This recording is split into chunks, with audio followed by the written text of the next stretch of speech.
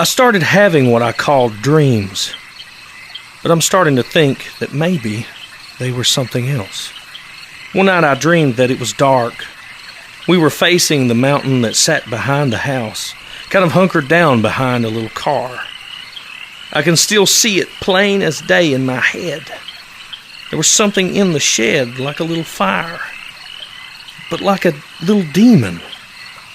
If you looked at it, you wouldn't say demon per se. You would think that it was more of an imp. Subconsciously, little me knew what that was. Somehow I just knew, which kind of freaks me out now when I think about it. I was scared, but I was more angry because I knew we'd get into trouble if we didn't get back in the house. I just stood up, and it saw me, and started posturing like it was going to come and get us. I sort of planted my feet, fisted my hands, and said, "You don't belong here. You have to leave right now." And I made it leave so we could go back. Around the same time frame, we moved up to the old house, and we were in the back bedrooms. In that house, we would hear music from the 30s and 40s playing in the wall where an old fireplace had been covered. We'd see shadow people up there. I saw them play a lot in that old house. Seeing them and hearing that old-timey music was very common.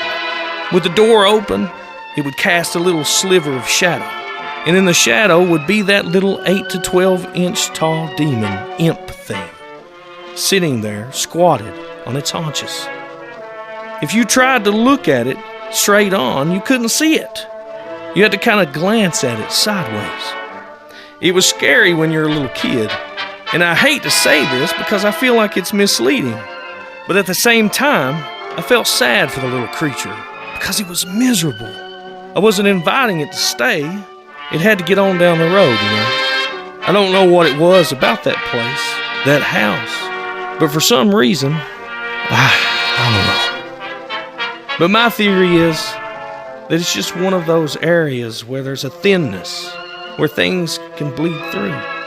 There's things you don't speak of, because to speak of it brings it to your attention, and then it comes to you.